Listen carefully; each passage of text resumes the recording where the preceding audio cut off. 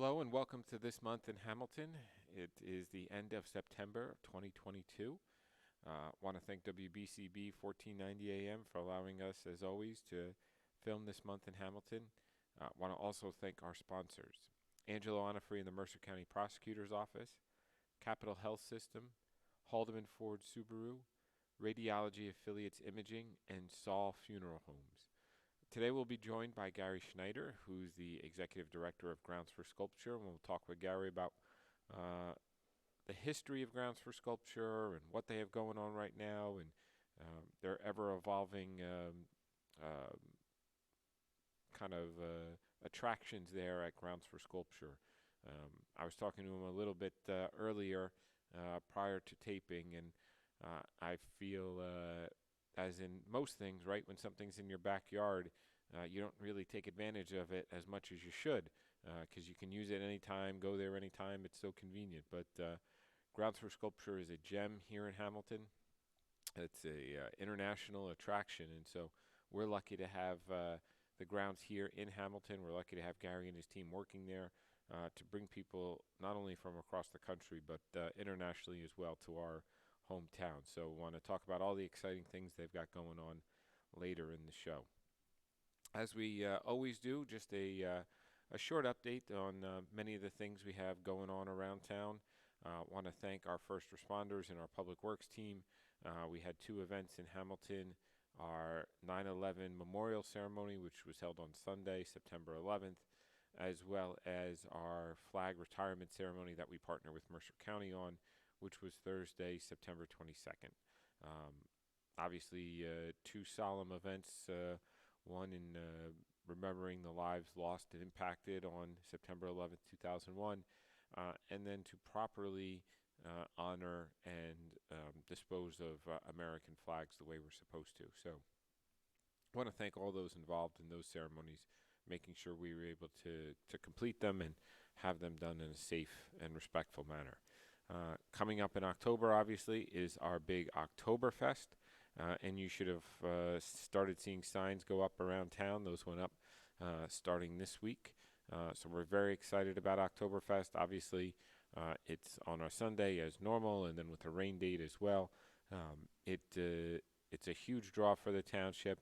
I hope many of you get the opportunity to come out. Last year we had beautiful weather, a little windy, but sunny and nice temperature. So we're hoping for the same kind of weather this year. Obviously, maybe a little less windy, but it's a great event to have in town. There'll be food trucks, games for the kids, vendors, just all sorts of exciting things going on. So again, that'll be on the south side of Veterans Park, and we hope you can make it out for Oktoberfest. In terms of a health update, no real update on COVID. However, our health department is now ramping up all their clinics for the fall season. And those include the new COVID booster shots for those who want them, as well as the flu shots, annual flu shots. So you should start seeing some emails and information about either one of those kinds of clinics going on. Our health department is also doing what we call the Pee-wee vaccine. So for those kids 6 months and older, by appointment only. So if you have a young one who starts needing their first doses of the COVID vaccine, please reach out to our health department and you can schedule a Pee-wee vaccine or appointment with our health department. Again, we want to make this as easy and convenient for all of you as possible so you can stay healthy and safe and spending time with your family during the upcoming holiday season. Recently heard a lot about Trenton Waterworks. We know many of you have seen the news reports regarding Legionella and the like, so wanted to give you an update on Trenton Waterworks. So since I took over back in 2020, we've partnered with other municipalities, specifically Ewing and Lawrence, and joined a lawsuit that we encouraged the state to file against Trenton Waterworks, seeking to compel them to take certain actions, or in the alternative, to have a state takeover or forced sale of the utility. Part of that was lead line replacements. Part of that was Legionella. Part of it was just overall water cleanliness, and a lot of other projects that they need to do to maintain their overall system. Unfortunately, what we've continued to see is outbreaks of Legionella here in Hamilton. So we partnered with the state again back in 2020 and have continued with that partnership as well, both the Department of Environmental Protection and the Department of Health. And recently this year, the Department of Health sponsored elaborate testing for 20 homes spread out throughout Hamilton. 15 of those homes were in the Trenton Waterworks service area, 5 were in the Aqua service area. And what we saw in the Trenton Waterworks serviced homes was a high prevalence of Legionella in those homes from the water systems that were drawn from those homes, much higher than we would have expected. We're still working with the state to find out why that is. So the state now has sponsored home testing in some of the other municipalities serviced by Trenton Waterworks, including the city, Ewing and Lawrence especially, to see whether it's just a Hamilton-based problem or whether it's a system-wide problem for Trenton Waterworks. That helps us kind of narrow the focus of why it's going on and what's causing it, or maybe where it's originating from. So I know many of you are as frustrated as I am that Trenton Waterworks continues to be a bane of your existence, that you're concerned about whether or not you have safe and clean drinking water. I'm frustrated by these actions too. So all I can ask you is you stay with us. We'll continue to provide you updates as we get them, and let you know obviously at any point whether or not there's specific concerns about the safety of the drinking water, especially as it relates to drinking it. Legionella does not cause any problems from drinking the water. It's got to be in an aerosolized form. So that's from boiling it or taking a shower, things like that. But there are no issues with drinking it as it relates to Legionella. But obviously, once we get those samples back from the state, from the other neighboring municipalities, again, that'll help us kind of figure out what's going on and why it's going on. We've also recently talked to the state and encouraged them to become more aggressive in their lawsuit with Trenton Waterworks that we're a part of. We can't just keep pushing and pushing and pushing this. We need their help as well, and they seem to be receptive to that. As a lawyer in my former life, I know the justice system moves slow. Obviously, with COVID, it moved even slower, but we really need to get this going, and hopefully as well there'll be some changes. Well, I know there'll be some changes in the city of Trenton election this year, and so our hope can also be that new leadership in the city, one way or the other, helps to get this issue pushed to the forefront as well. I give this example. City Council authorized borrowing money to make some repairs in Ewing Township, a $4 million project to a water main. City Council borrows the money, raises the rates to afford to borrow the money, gets the money borrowed. They go out to bid for the project, get the bids back, bid comes within budget, and then they reject moving forward with the project.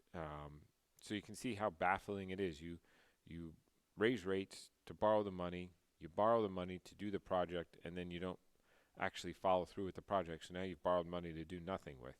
So you can see how frustrating it is for someone like me as well, who wants to see those projects move to get all of us that safe and clean drinking water. So more to come on that, but again, I share the same frustrations you do on it, and we continue to work on it. In terms of some other things you'll see around town, again, we're coming to the end of our road paving season. It's been a very busy and successful season, fixing up a lot of the infrastructure around town. You've seen major streets like Yardville Hamilton Square Road and half of South Broad Street paved. You've also seen the county partnering with us to do Whitehorse Ave, to do parts of Layler Street as well, and then a bunch of side streets that we always take care of too. So Again, it's part of this township's continuing commitment to improve our infrastructure, to keep it to where it needs to be. It's never enough. We know so many people have written us and called us saying, I've lived in the same house for X number of years and my street's never been repaved. Um, I can actually say the same thing too. My house is well over 30 years old and it's still on its original pave job. So um, we know many of you are in that same situation. We work to balance, again, what we can afford versus what we need to do versus what our crews can do and what we can bid out as well. As you know, inflation's also become an issue with how much we can do too. So all those factors really limit how many roads we can do. But this year, certainly we've seen a large number of roads done compared to what's been done in prior years, especially some of those larger roads as well. So stay with us. We hear what you're talking about, and we will get to those roads as well. Um, you've also seen probably a number of construction jobs and new businesses in town. Just yesterday, we did a ribbon cutting for My Salon Suites in Hamilton Marketplace. That is one storefront, but actually made up of over 30 individualized small businesses.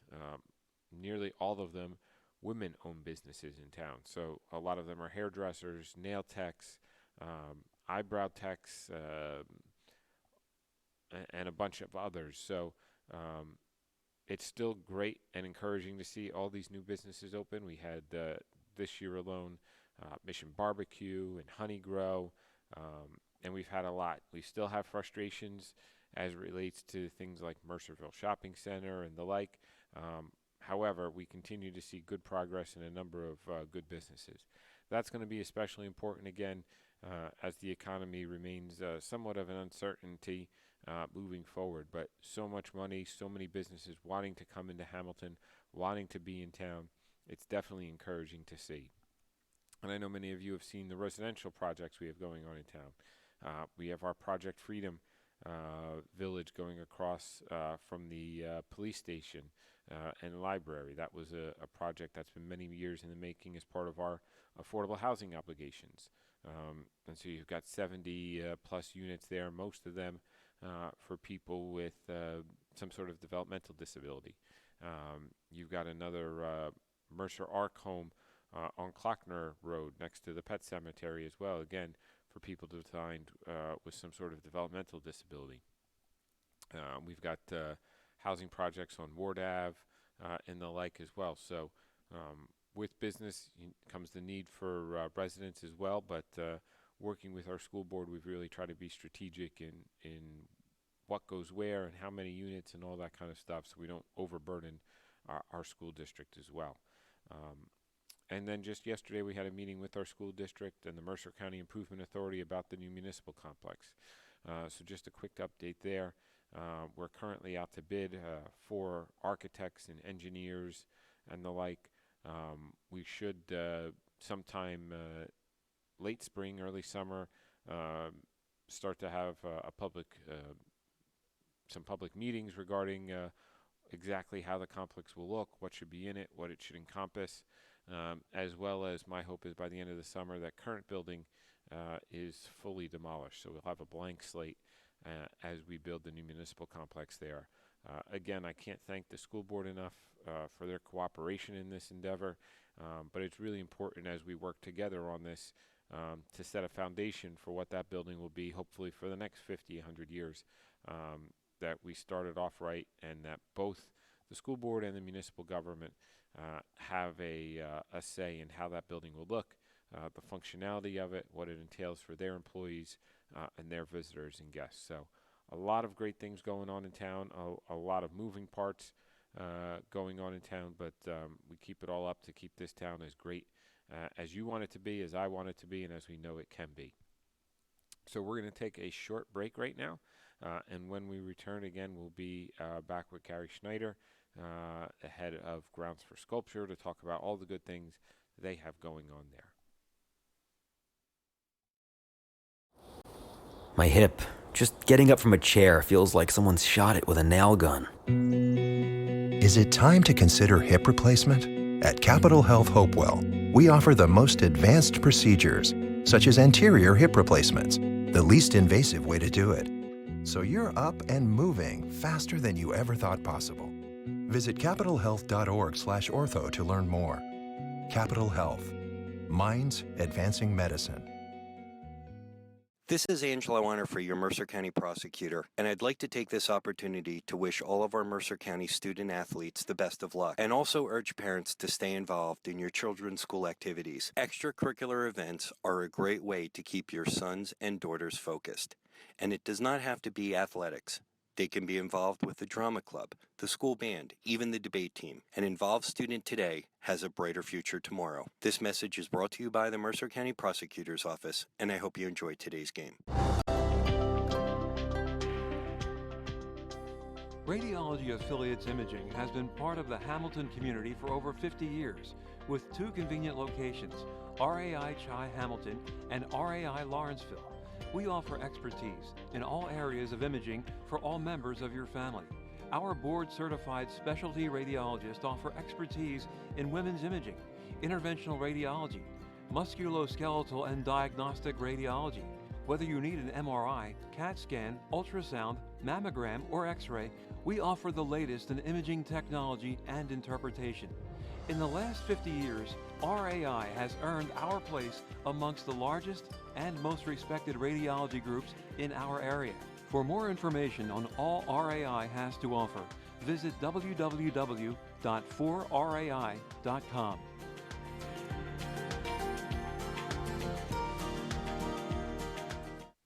Well, welcome back to This Month in Hamilton. I want to thank WBCB 1490 AM as well as our sponsors.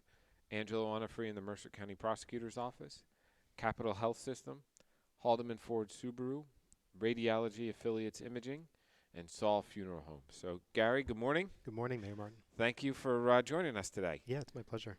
So a little bit just about yourself, and I know currently you're the Executive Director of Grounds for Sculpture, but how did you kind of grow into that role? Yeah, no, it's interesting. I don't come from a family of people involved in the arts. My father was a construction worker. My mom was a single mom, had me in high school. It's a mixed family. My mom's Latina. My dad's Irish and German, working class folks. I'm the first one to go to college. Wow. First generation in my family. And my dad was very adamant that I have opportunities he didn't have, and I go to college. I don't think he expected I'd go to college for art. It's not what he meant. Thought maybe an attorney or something else. So it was, but he was supportive. What he wanted me to be, and my siblings to be happy. To find a passion, and so he fully supported this path. So I went to Parsons School of Design, an art school in New York City, for fine arts and arts education. So early part of my career, I was a teacher working in public schools in all 5 boroughs in New York City. Worked in museums, universities, community-based like YMCA's kind of centers, and slowly realized I enjoyed working in museums. I enjoyed the kind of informal learning that occurs. It's a little different than the classroom. Sure. And so I slowly gravitated towards that. And I had a lot of opportunities, people opening doors for me that, were not open for, for my family. And, so I've made it a point to also, think about how do you make access to the arts accessible to those that maybe don't come from a family where going to the theater or the opera or Broadway plays even, is part of the norm. And so it's a big part of what attracted me to Grounds for Sculpture, because, part of the ethos of it is to make art accessible. Sure. So I felt a synergy there.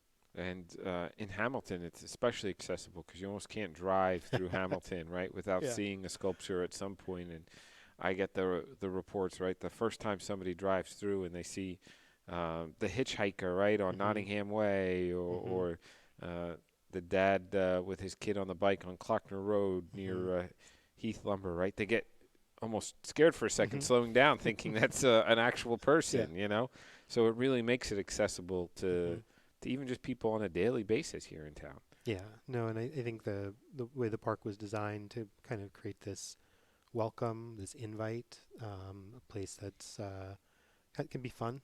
You know, it's I mean, other art museums can be fun as well, but Grounds for Sculpture was really designed to kind of like put you at ease, Mm-hmm. you know, and surprise you. You know, like it also bleeds outside of the Oh, very much not just so. outside of the building onto the grounds, but then out into the town and you know, into to the airport, to the hospital, to the library. So Yeah. it kind of spreads out.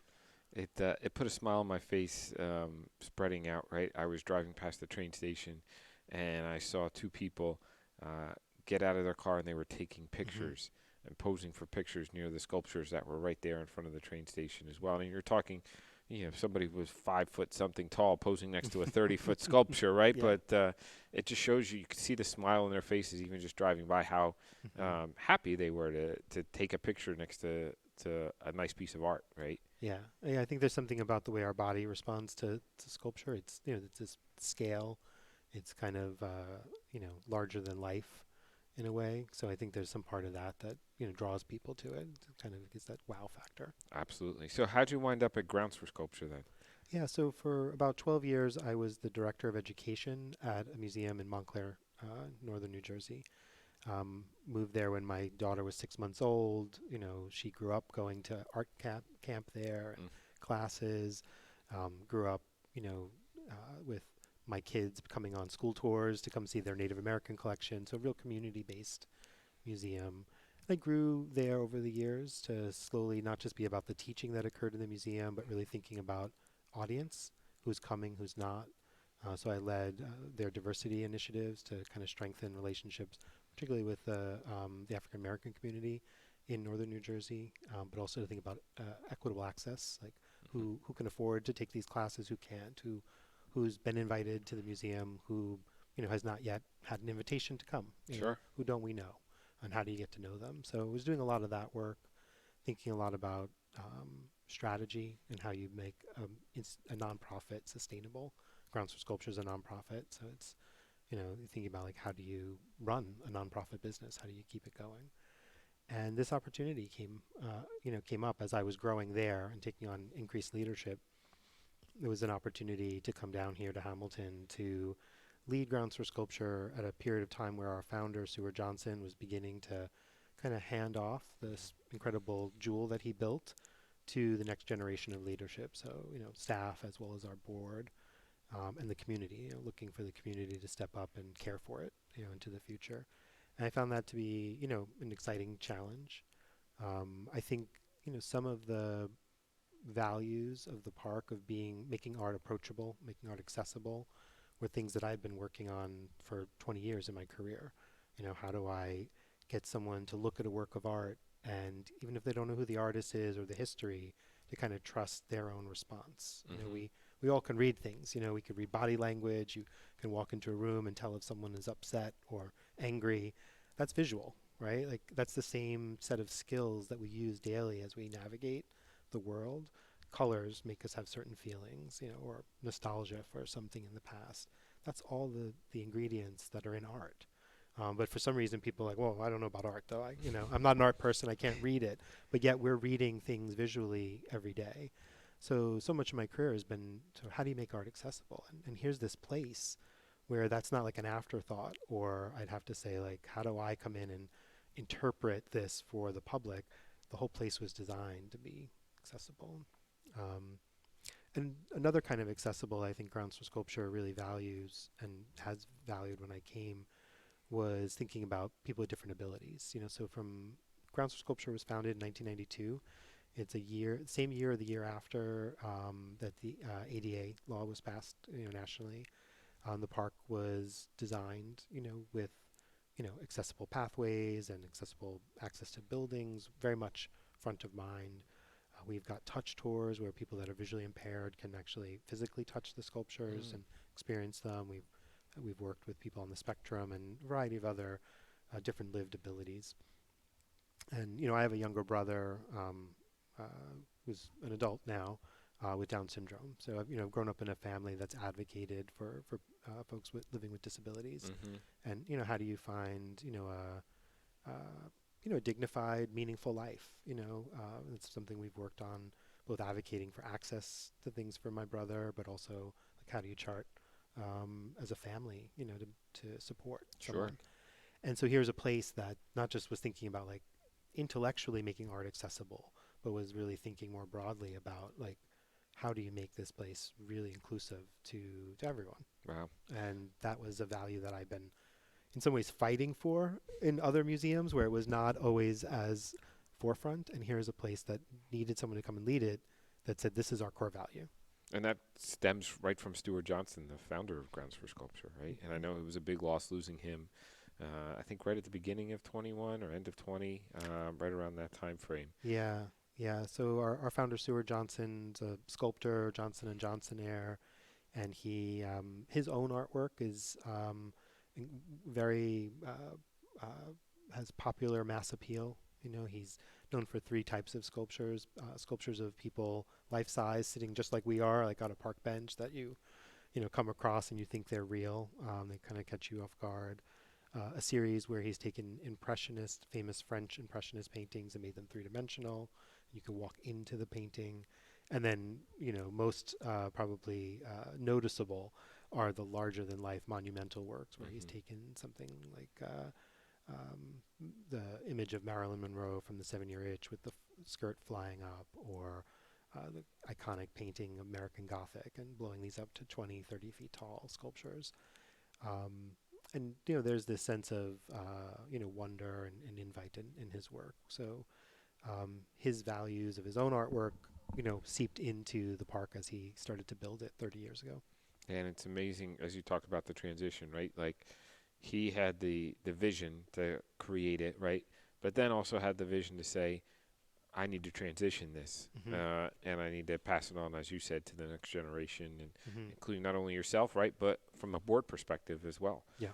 To make sure it stays and it's lasting, and the next generation can enjoy it in the same kind of way. So I never got the opportunity to meet him, right, but I feel like I've gotten to know him through so many other people as well. Yeah, his personality is in the park, so you get a sense of his ethos. And you hear the stories, right, of the determination to have it at that location and literally move earth to make it happen. Move roads, move earth, move buildings. Yes. There was no shying away from an obstacle and put in front of him. Yeah, but we're all lucky to have it here in Hamilton. So we're going to take a short break.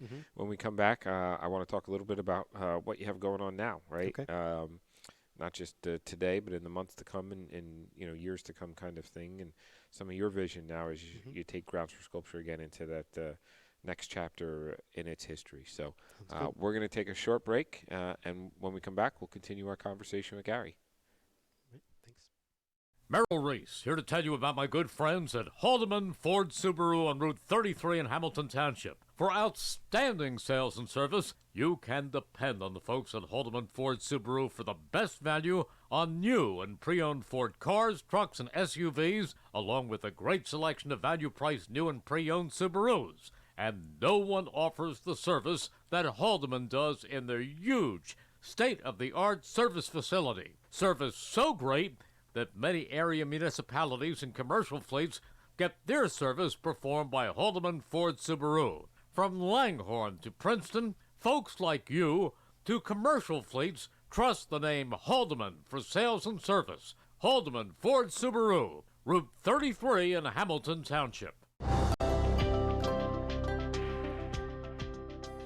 Radiology Affiliates Imaging has been part of the Hamilton community for over 50 years, with 2 convenient locations, RAI Chi Hamilton and RAI Lawrenceville. We offer expertise in all areas of imaging for all members of your family. Our board-certified specialty radiologists offer expertise in women's imaging, interventional radiology, musculoskeletal and diagnostic radiology. Whether you need an MRI, CAT scan, ultrasound, mammogram, or X-ray, we offer the latest in imaging technology and interpretation. In the last 50 years, RAI has earned our place amongst the largest and most respected radiology groups in our area. For more information on all RAI has to offer, visit www.4rai.com.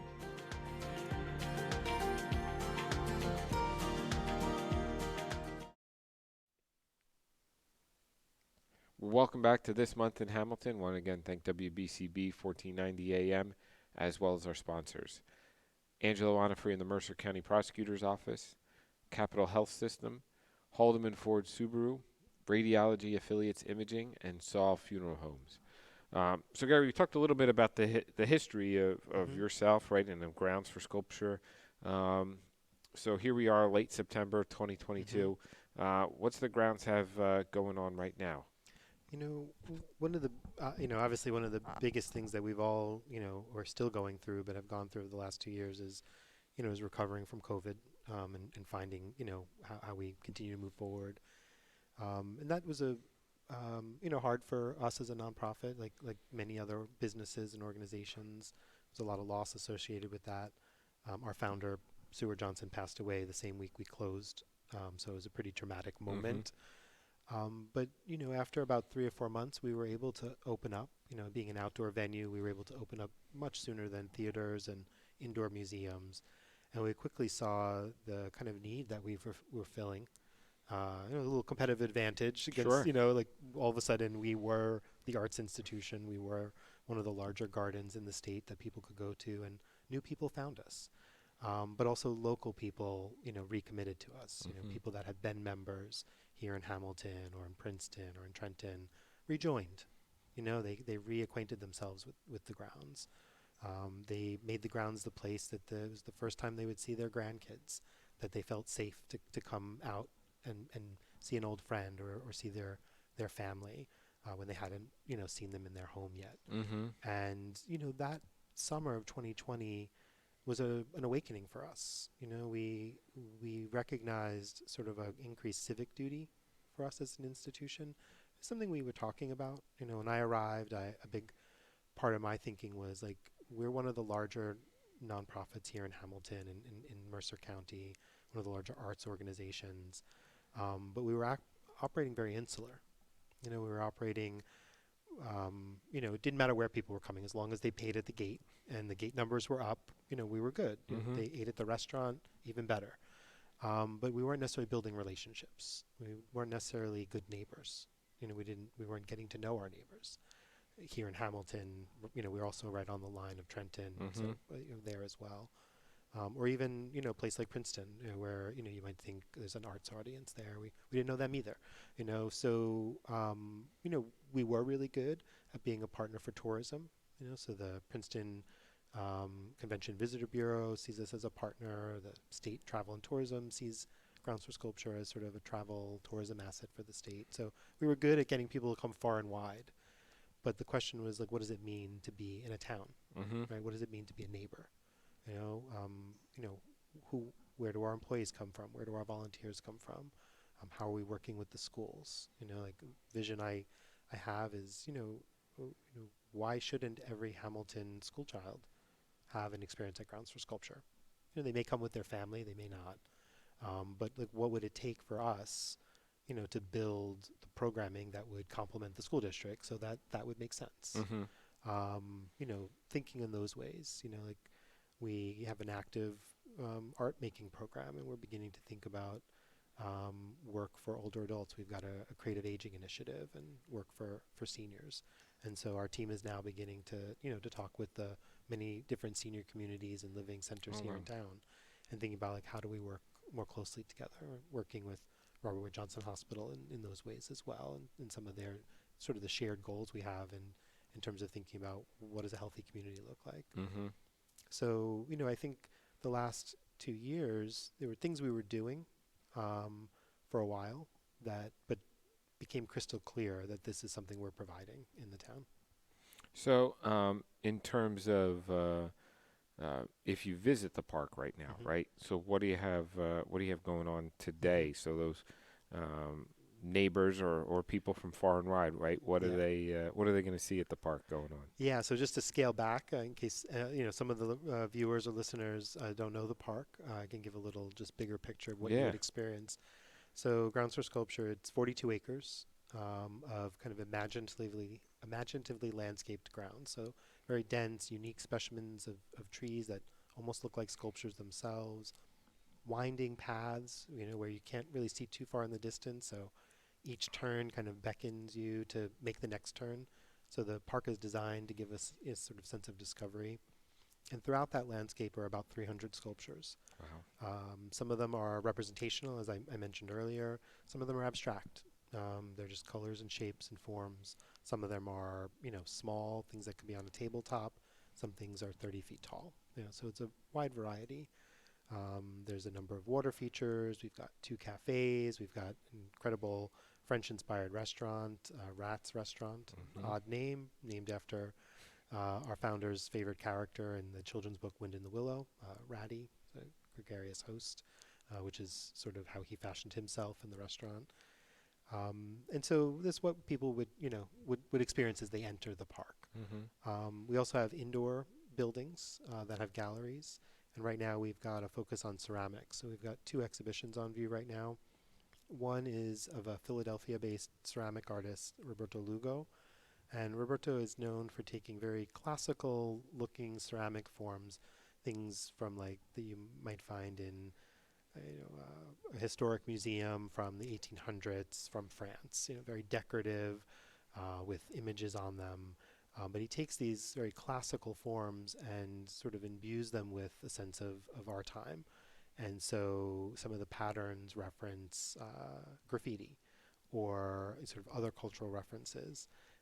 And in the center of his vessels, there's usually a place where there's a portrait, which normally would have been sort of an aristocratic family or, sort of a leader, historic person.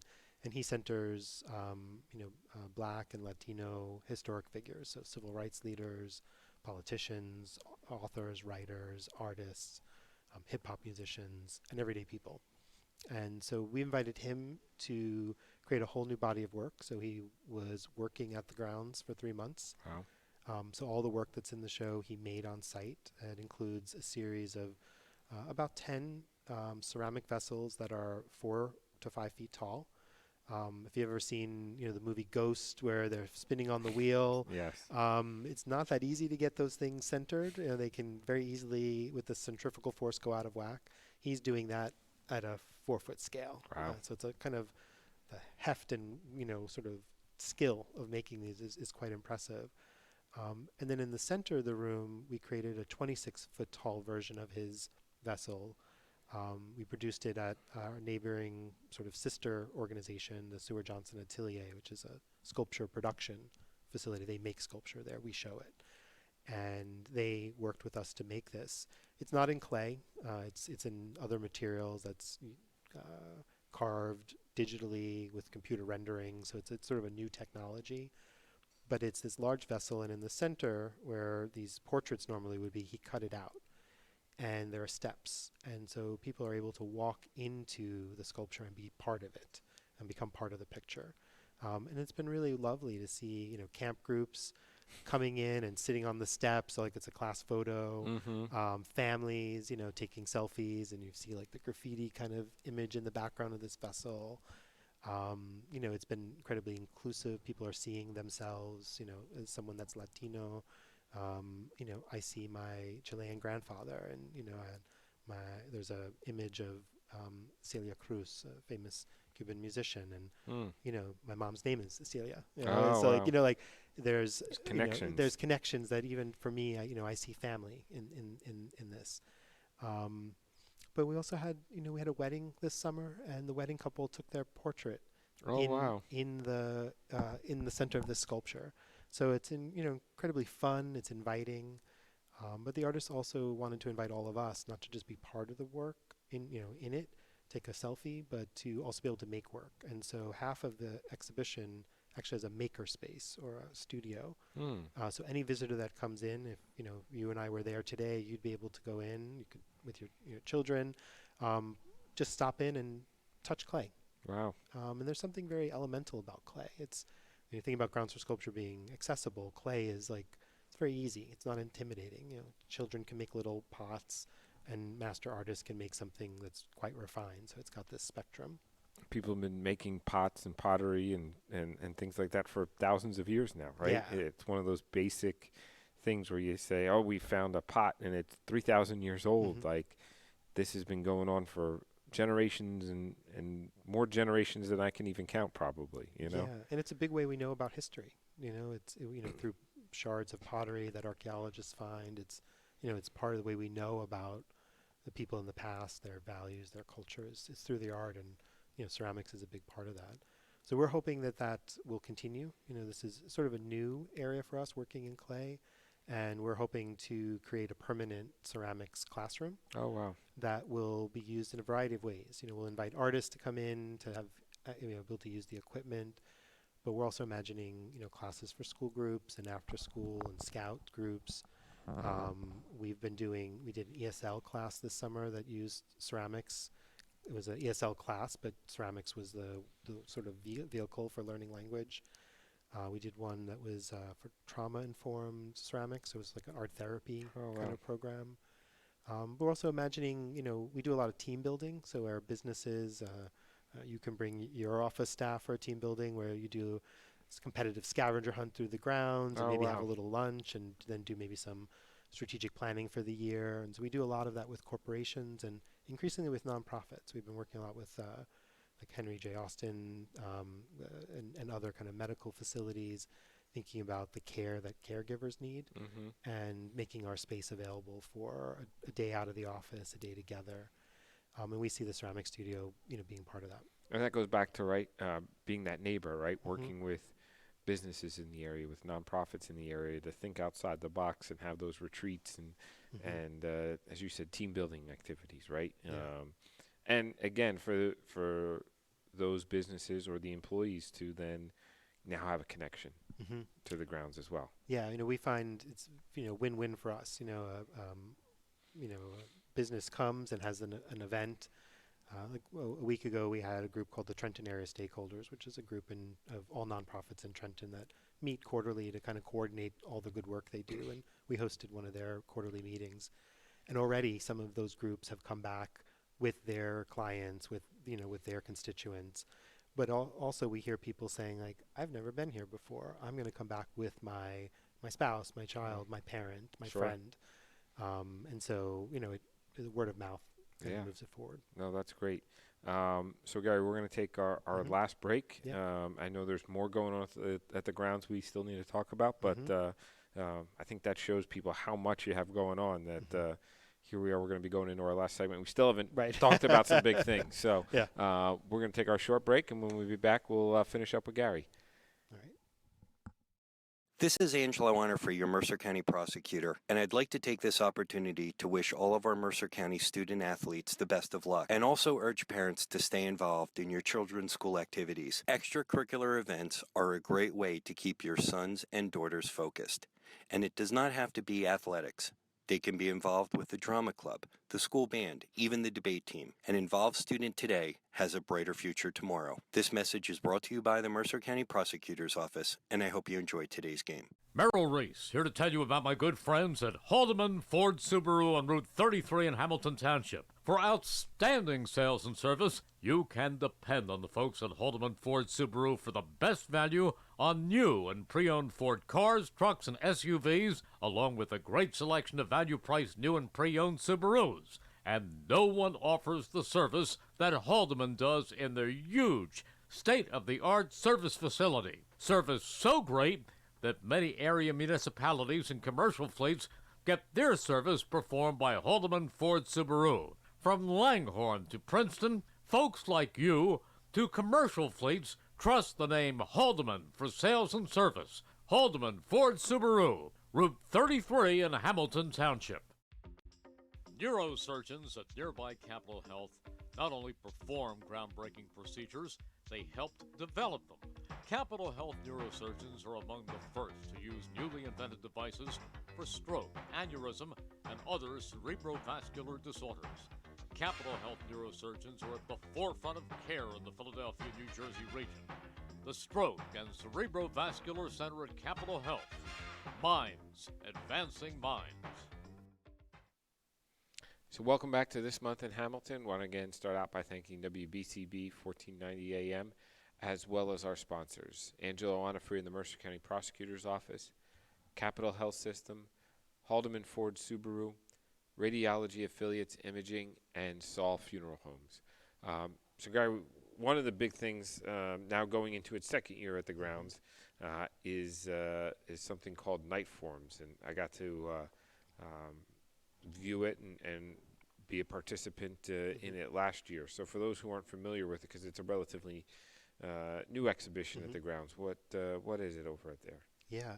So Night Forms is it's an evening outdoor light installation. So it's immersive. It uses new technology where videos are projected onto shapes, so onto trees, onto sculpture, and wrap around it. There's lights that are choreographed to music, and it's kind of a magical, immersive, sometimes almost psychedelic kind of experience for some people. It's very magical, I'll yeah. tell you that, yes. Yeah, but it's we've been thinking for a number of years of like how do we get people to come in the evening, and what could we do to get people to come in the winter? The park is open year round. And it's beautiful year round. It's in the spring when the flowers are coming into bloom, or this time of year in the fall when the colors start to change. And it's beautiful in the winter, after it snowed and there's snow on the sculptures and on the trees. So, we do really believe, at different times of day as the sun sets, at different times of the year, the park is really beautiful. But, people save up their visits, people's schedules are busy, and it tends to be spring, summer, fall were the busier seasons, and winter was slower. And trying to figure out how do we, activate that. And we thought about, some of the more holiday lights or kind of winter light installations that are at other gardens and other places. And we knew that would draw traffic, but we wanted to do something that was, one, non-denominational, thinking about the diversity of faiths in our region, but also something that was artistic, something that felt immersive like the park is. The sculpture and the nature is so unique. And so it kind of raised the bar for us. We were like, we could put lights on the trees and it would be beautiful and people would come, but what could we do that would be unexpected, that would feel like grounds for sculpture? And we were really lucky to work with this artist group out of Philadelphia, led by Ricardo Rivera. And this collective of artists are known globally for doing these kinds of festivals and installations. And, it was a cold call. I said, we've got this park, we're about an hour north of Philadelphia. I said, I'd heard of it, never been, but I'll come up and meet with you. And he immediately, saw what he could do, where we would give him over the space. And it's, you walk through the park at night, there's hot chocolate stations, there's food. And we found people came and really enjoyed it, and we're hoping that this will become an annual tradition. So that'd be great. Yeah. So last year we had about 45,000 people come, which is a lot for us in the winter. We have about 250,000 visitors a year. So, that's like 20% of what our normal visitation is. So it's a pretty significant increase. And we expect it'll grow this year, that more people know what it is, because you say night forums and you show a couple of pictures, people don't know. But now we've got 45,000 people that experience it and are telling other people. So we expect this winter will be busier. And, we're committed to do it for, at least, 3 more years. Oh, wow. So this year and 2 more. And then we'll see. We may invite a different artist in to come and reimagine. So for those who went last year, right, are there any new exhibits, or is it the same or a combination? Yeah, our CFO and would probably wish that it was exactly the same, because that would have been cheaper. But we did work with the artists to reimagine. So there's some parts that will be familiar, some of the favorites that were really successful, people really loved. Those will be back. But we reversed the loop. So where you normally would come in is now the exit. So, the artist wanted to kind of make it also, even though you might see some similar things, make it feel different, how you're moving through it. But the biggest thing that's being added this year is interactive. So there are a couple of pieces where the visitor will actually be able to affect the artwork. Oh, wow. So there's one work we have that's in a reflective pool. People think it sort of looks like a spaceship. It's sort of very geometric, silver sculpture. And last year, the projections were on the sculpture and made it light up and made it look like it was about to take off, or like an antenna. This year, they're planning to project on the hedgerow behind it as well. And there'll be a joystick. So visitors can come up to the stand, and by moving the joystick, the image on the hedgerow will start to move. Oh, wow. And it's going to make it look like you're controlling the sculpture. The reference for my generation would be Asteroids. It's a video game where the spaceship moves on the bottom and everything moves past it. Another one will be when you walk up to the sculpture, there'll be a camera that captures you and your family or guests you're with, and then it feeds it into the video. Oh, wow. So you will then see yourself on the sculpture for a brief period, and it won't save it, Sure. and then so when you leave and the next visitor comes, then it's their image, and they see themselves in the work. You and literally become part of the art then. Yeah. So some of those interactive. There's one where last year it looked like as the colors played and the lights projected on these stones, they started looking like they were a keyboard. Mm-hmm. Think of the movie Big, where they're playing on the big piano on the floor, and it had the effect of that. So children would jump from one stone to the other, sort of playing that they were playing the sculpture. They would jump and it would light up. This year, what we're trying to do is actually, if you step on it, it actually makes a sound. Oh, wow. And it's not physically making, but the computer programming recognizes that you as a person are standing on the stone, registers that, and then tells the computer, play this note. Wow. So you and your family could, step on different stones, and you would actually affect the soundtrack. Wow. So a lot of great things there. Yeah. Yeah.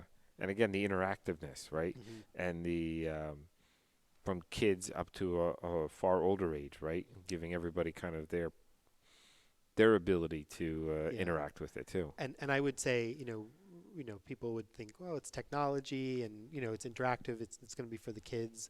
I remember seeing one of our. We have about 150 volunteers, and I remember, running into one of them who's an older adult, probably in her 70s, and with her husband, and he just couldn't.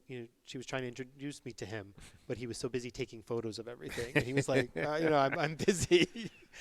So we found that it was intergenerational engagement. We saw people of all ages really being mesmerized by this experience. That's awesome. So you talked about volunteers, right? Something, an organization this large needs staff, Mm-hmm. but it also needs volunteers. It needs a number of people working in different ways. And Mm-hmm. if people want to get involved in volunteering or finding some way to contribute in some way, right? Mm-hmm. How can they get some of that information? Yeah. So we have a pretty large workforce. We have about 100 employees, quite a number that live here in Hamilton. So there are also employment opportunities at the park. But yeah, the scale of the park, we do rely on, the help of a pretty large core of volunteers, a little over 150. And they do a wide variety of things. Some of them are greeting and giving tours to school groups that are coming. And we've got school groups that come from every county in New Jersey. Oh, so wow.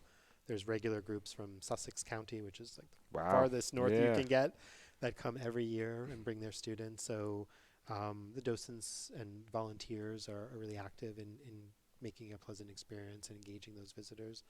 But some people are, volunteering in their office. They have a particular skill. Either they have time in their professional career where they're looking to give back, or they're at a stage in their life where they've retired and have a skill that they're looking to give. So we have people volunteering in our office, helping in different ways. We also have people volunteering in classrooms, helping with some of the workshops. One of the favorite is helping with weddings. Our volunteers love that. It's such a joyous day, and we've got a lot of weddings. We can have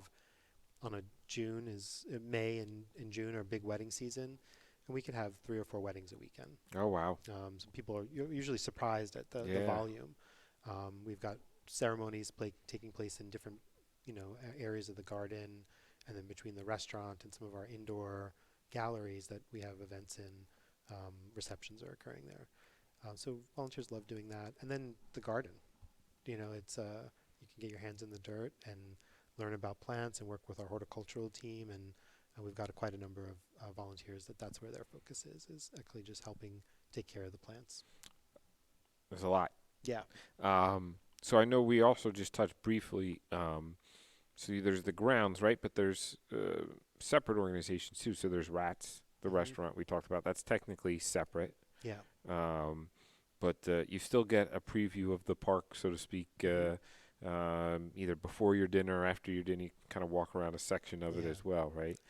Yeah, no, the vision for the restaurant, our founder wanted a place that might draw people to come to Hamilton, to come from far and wide and make this a destination. And I think his vision, at the time when he said he was going to make this restaurant called Rats and it was going to bring people from all over the place, people I don't think believed it was possible. And, that's what visionaries do, right? They have a vision that the rest of us just can't quite see happening. And luckily he had a team of people that helped him realize it. But the restaurant is, almost as popular as Grounds for Sculpture. When I go out in the community and I say I work at Grounds for Sculpture, people say, I love that restaurant. I love coming there and seeing the sculpture and having that kind of culinary experience.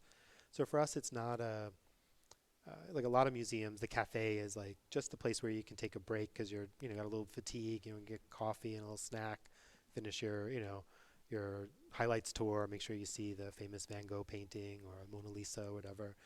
And, for us, it's not quite that. It's actually part of the experience, this idea of food and breaking bread and the kind of experience that, people have together when they're eating together is a big part of, the experience at the park. And then real quick, you mentioned it briefly, but the Atelier is part of sort of our larger sort of shared campus. We actually grew out of the Atelier. So Atelier means workshop, right? And so when Seward Johnson began making sculpture, he needed to create a studio to make his work and get artists to help him. Sculpture is not a solitary practice. Usually a lot of people work collectively to make big sculpture. So he had purchased a building that was on the edge of the former New Jersey State Fairgrounds here in Hamilton, and created a fabrication space that made his own work, but it also became a school that attracted artisans from around the world who came to learn traditional techniques of casting in bronze, carving in stone, welding in steel, painting and patina, all the traditional skills. And, it became a place where other artists then would come and pay to have their work made because there was this kind of nexus of talent. So it wasn't just Seward's work being made there. It was many, many artists. And I would say probably about 60% of the sculptures at Grounds for Sculpture were made at the Atelier. Wow. People came to make work and we acquired it. And one of the things I've learned the last time I was there, I was just there over the summer, right, was you had artists who would make things there. And it's not just like that they stay at the grounds then. So there was a sculptor who made my wife is Polish, right, the Cotton sculpture, which is in Jersey City and overlooks the waterfront in downtown New York City and all that. But it was made at the grounds, but it's now housed in Jersey City. So what happens in Hamilton still goes across the country and across the state and across the world as well, type of thing. So it's from my perspective a cool thing to have, that something made in Hamilton now is displayed where millions of people see it. Correct. Yeah. So it's exciting. That's a big part of what is occurring here in town. And thanks to Seward and his vision, right? That you have again what happens in to steal Trenton's phrase, right? Yeah. Hamilton makes and the world takes, right? So the grounds is certainly part of that. Well, Gary, I want to thank you for joining us today. Thank you, Jeff. And your vision and leadership at the grounds and taking it now, as part of that transition, right, from Seward now and taking it into that next generation, into that next chapter of the grounds future here in town. So thanks for joining us today. Thank you all for joining us for another episode of This Month in Hamilton. Want to again thank WBCB 1490 AM as well as our sponsors, Angelo Onifree in the Mercer County Prosecutor's Office, Capital Health System, Haldeman Ford Subaru, Radiology Affiliates Imaging, and Saw Funeral Homes. And with that, we'll see you next month in October.